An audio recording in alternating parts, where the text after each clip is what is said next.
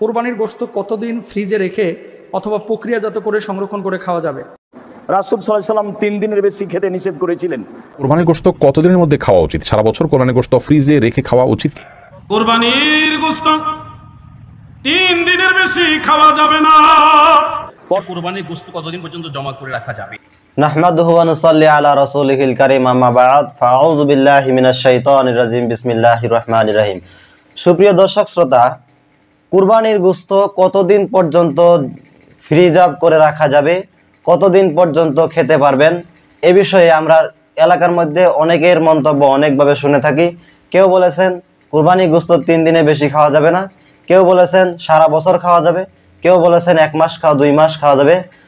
তো এই বিষয়টি নিয়ে সমাজের মধ্যে বিশৃঙ্খলা দেখা যায়। তো বন্ধুরা, আজকে এই বিষয়টি সম্পর্কে সুস্পষ্ট একটি সিদ্ধান্ত নেওয়ার জন্য 7 জন উলামায়ে কেরামের মুখ থেকে আমরা শুনবো যে কুরবানির গোশত কতদিন পর্যন্ত ফ্রিজ আপ করে বা অন্য কোনো পর্যায়ে সংরক্ষণ করে খাওয়া যাবে। তো বন্ধুরা, সর্বপ্রথম থাকছেন দেশের একজন উলামায়ে কেরাম, দ্বিতীয় নম্বরে থাকছেন আলাউদ্দিন জিহাদি, তৃতীয় নম্বরে থাকছেন শায়েখ আব্দুর রাজ্জাক বিন ইউসুফ, চতুর্থ নাম্বার মুস্তাফিজ রহমানি, পঞ্চম নাম্বার ডক্টর মঞ্জুর ইলাহি, ষষ্ঠ নাম্বার শায়েখ আহমদুল্লাহ এবং সপ্তম নাম্বার দেশের প্রখ্যাত উলামায়ে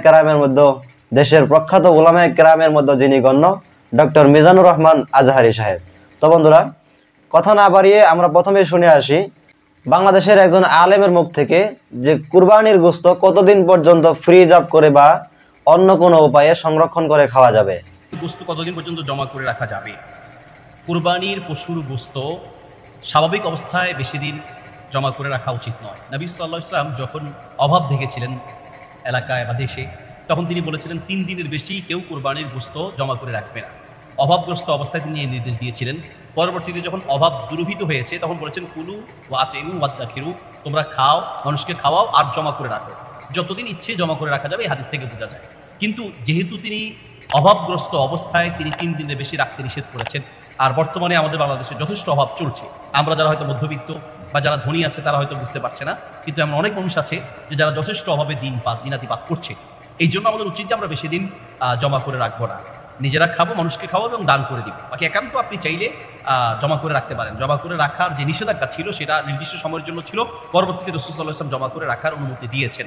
তবে অভাব বা গরিব দুস্থ অসহায় মানুষদের দিকে তাকিয়ে বেশি দিন জমা করে না রেখে মানুষকে দান করে দেয়া, নিজেরা খাওয়া এবং আত্মীয় স্বজনকে খাওয়া। সুপ্রিয় দর্শক শ্রোতা, এ পর্যায়ে আমরা শুনবো আলাউদ্দিন জিহাদি হুজুরের কাছ থেকে যে আসলে কুরবানির গোশত কতদিন পর্যন্ত সংরক্ষণ করে খাওয়া যাবে এবং কি কতদিন পর্যন্ত সংরক্ষণ করা উচিত না। এক সময় মুসলমানদের মাঝে ধনীর সংখ্যা কম ছিল, কুরবানি দাতার সংখ্যা কম ছিল। তো ওই সময় নবীজি বিধান দিলেন, তোমরা 3 দিনের বেশি কুরবানির গোশত খাবে না। ধরেন আমার এই দাদু ভাই কুরবানি দিয়েছে, উনি ধনী টাকাওয়ালা মানুষ, বাকিরা গরিব। এখন উনি যদি 3 দিনের ভিতরে পুরাটা গরু খাইতে পারবো? আস্তে একটা উট কুরবানি দিচ্ছে, উনি এই 3 দিনের মধ্যে খাইতে পারবো? বাধ্য হইয়া সবাই লইয়া খাইতে। আল্লাহর হাবিব রাসূল করিম সাল্লাল্লাহু আলাইহি সাল্লাম ওই 3 দিন বাইন্ডিং করলেন, তো তুমিও খাও, সবাই লইয়া খাও, যেন 3 দিনের মধ্যে সবাই পায়, গরিবরাও যেন ভাগ পায়। যখন উম্মতের মাঝে ধনীদের সংখ্যা বাড়ছে, কুরবানির দাতার সংখ্যা বাড়ছে, তখন নবীজি বলছে এখন থেকে তোমরা যতদিন পারো কুরবানির গোশত রেখে খেতে পারো। কিন্তু আবার নবীজি বলছে তোমরা 3 ভাগ করে দিবা, 1 ভাগ তোমার নিজের, আরেক ভাগ নিজের আত্মীয় স্বজন মধ্যে যারা গরিব তাদের, আরেক ভাগ হলো যারা ফকির মিসকিন তাদের। শুনেন, আপনাদের একটা অনুরোধ করি, সামনে কুরবানি আসতেছে। কুরবানি যারা দিবেন আল্লাহর ওয়াস্তে কথাটা মনোযোগ দিয়ে শুনেন। কুরবানির গোশত গরিবদেরকে দেওয়ার আগে আপনার আত্মীয় স্বজন এবং প্রতিবেশী যারা কুরবানি দিতে পারে নাই কিংবা গত বছর দিছে এইবার দিতে পারে নাই, সবার আগে এই মানুষগুলিকে কুরবানির গোশত দিবেন। সুপ্রিয় দর্শক শ্রোতা, আলাউদ্দিন জিহাদি হুজুরের কাছ থেকে শুনলাম। তো এই পর্যায়ে আমরা শায়েখ আব্দুর রাজ্জাক বিন ইউসুফ হুজুরের কাছ থেকে শুনবো যে আসলে কুরবানির গোশত কতদিন সংরক্ষণ করে খাওয়া যাবে, কতদিন পর্যন্ত সংরক্ষণ করা উচিত। রাসূল সাল্লাল্লাহু আলাইহি ওয়াসাল্লাম 3 দিনের বেশি খেতে নিষেধ করেছিলেন। পরবর্তীতে যখন সমস্যা দূর হয়ে গেল, সবার যখন টাকা পয়সা অবস্থা ভালো হয়ে গেল, তখন তিনি বললেন কুলু ওয়াদ্দাখিরু ওয়াতিমু মা বাদালাকুম, এখন তোমরা খাও, বাড়িতে জমা করে রাখো এবং দাও, যা পারো দাও, যা পারো খাও, যা পারো জমা রাখো। দেওয়ার বিষয়টা আপনার উপরে নির্ভর করে। 2 কেজি দিয়ে বাকি রেখে দিলেন, এটা কৃপণতা। কৃপণতা করে আপনি সফল হতে পারবেন না। অথচ শতজন নেওয়ার জন্য আছে, কেউ নেওয়ার জন্য নেই, তা আপনি সবই রেখে দিলেন, ভালো কথা রাখেন। অনেকে নেওয়ার জন্য আছে, আপনি সেখানে 2 কেজি দিয়ে বাকি রেখে দিলেন, এটা স্পষ্ট কৃপণতা। এটা মানুষকে বোঝানো সহজ, আল্লাহকে বোঝানো সহজ। সুপ্রিয় দর্শক শ্রোতা, আব্দুর রাজ্জাক বিন ইউসুফ হুজুর কিন্তু সরাসরি বলে দিলেন যে আসলে কুরবানির গোশত 3 দিনের বেশি খাওয়া নিষেধ, 3 দিনের বেশি খাওয়া যাবে না। তো এই ব্যাপারে আরো কয়েকজন উলামায়ে কেরামের কাছ থেকে মন্তব্য শুনবো।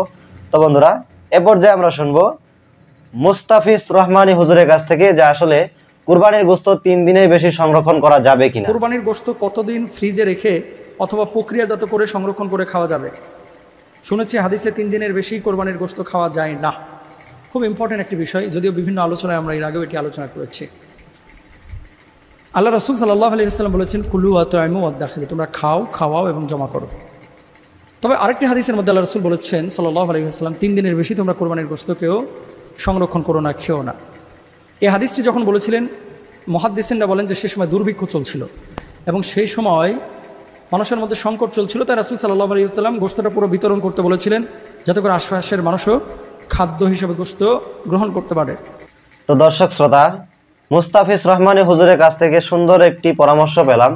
তো বন্ধুরা, এই পর্যায়ে আমরা শুনবো ডক্টর মঞ্জুর এলাহি হুজুরের কাছ থেকে যে আসলে কুরবানির গোশত 3 দিনের বেশি সংরক্ষণ করা ঠিক কি না। 3 দিনের যে বিষয়টা আসলে হাদিসে এসেছে সেটা রাসূল সাল্লাল্লাহু আলাইহি ওয়াসাল্লাম নিজেই বলে দিয়েছেন। তিনি বলেছেন, কুনতু নাহাইতুকুম আন ইদখা লুহুম আল আদাহি ফাওকা আত-তালাত আও কামা ক্বালা আলাইহিস সালাতু ওয়াসসালাম। তিনি বলেছেন, আমি তোমাদেরকে 3 দিনের বেশি কুরবানির গোশ জমিয়ে রাখতে নিষেধ করেছি। মিন আজলি দাফা, এটা হচ্ছে আল্লাতি দাফাত, অর্থাৎ গ্রামের বিভিন্ন জায়গা থেকে মানুষ আসে, তারা গোশ চায়, তাদেরকে না দিয়ে তুমি জমায় রাখবা, এটা হবে না। অতএব 3 দিনের বেশি জমায় রাখা যায় এরকম গোশ রাখা যাবে না, সব বন্টন করে দিতে হবে, নাহলে মানুষ তো মাহরুম হয়ে ফেরত যাবে। এখন তিনি বলেছেন আলা ফাদাখিরুহা, এখন আর সেই সমস্যাটা নাই। এখন কোরবানির সংখ্যা বেড়ে গেছে, সকল এলাকায় কোরবানি হচ্ছে, গ্রাম থেকে মানুষ আর তেমন আসে না, ফলে তোমরা এখন এর দেখার জমিয়ে রাখতে পারো।